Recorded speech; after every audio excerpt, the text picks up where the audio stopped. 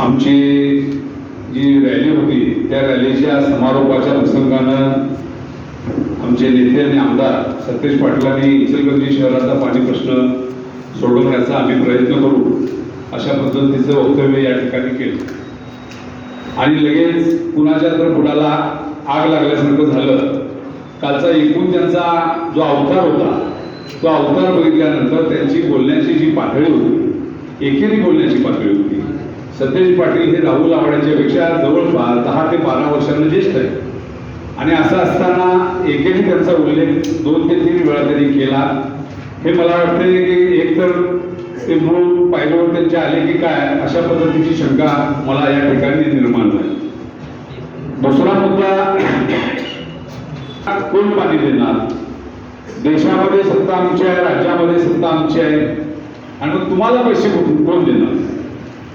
आता हा विषय लोकांना घाबरवण्याचा, दहशत निर्माण करण्याचा प्रयोग आहे की लोकांना तुम्ही जर आमचे नगरसेवक निवडून दिला तरच तुम्हाला आम्ही पाणी देऊ, अन्यथा आम्ही तुम्हाला पाणी देणार नाही असं म्हणण्यासारखा हा दुसरा प्रकार.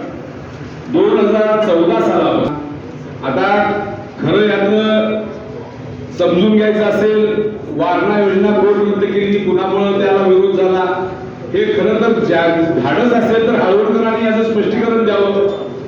त्यावेळी ज्या हळवणकर आवाड्यांच्यावर टीका टिप्पणी करत होते त्या हळवणकरांनी या विषयावर बोललं पाहिजे की कोण याला विरोध केला, काय केलं, त्यांच्या मनात काय होतं, कुणाच्या सांगण्यावरनं हा विरोध होतोय.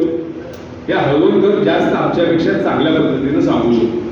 त्यामुळं राहुल आवाडेंचा कालचा जो सगळा प्रकार आणि अवतार होता तो निंदनीय अशा प्रकारचा आहे. शहराच्या संस्कृतीला ज्या महाराष्ट्रामध्ये 5 मिनिटं येऊन सतेज पाटील बोलून गेल्यानंतर आणि कोणीतरी तुमच्या गावातला प्रश्न बाहेरचा आमदार येऊन सोडवतो असं म्हटल्यावर तुम्हाला एवढी आग मोठ्या प्रमाणावर लागली. त्यातनं हे असं सगळं हे समजून मर्म समजून येतंय की उद्याच्या काळामध्ये तुम्ही हा प्रश्न सोडवणार नाही आणि नगरसेवक जर तुम्ही दुसऱ्या पक्षाच्या विरोधकांच्या राज्यात सत्ता आमची आहे आणि आम्ही हे प्रश्न सोडवणार नाही अशी भीती घालण्याचा प्रकार हा काल राहुल आवाड्यांनी केला. मी त्याचा जाहीरपणाने या ठिकाणी निषेध करतो.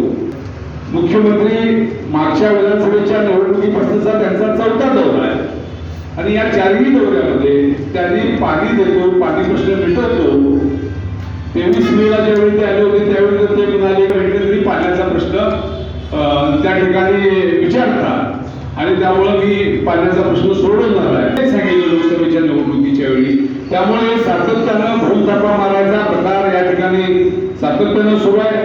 मग धमक असेल तर पाण्याचा प्रश्न सोडवून दाखवा, सगळं गाव तुमच्या बरोबर राहील. आज मागे लागून त्यांचे अर्जच मागे घेतले जावे, निवडणुकाच बिनविरोध व्हाव्या आणि त्याच्यामध्ये प्रलोभन म्हणजे 40 लाखापासून एखादा फ्लॅट तुला घेऊन देतो पण तू मागं घे या पद्धतीची प्रलोभनं दाखवण्याचा जो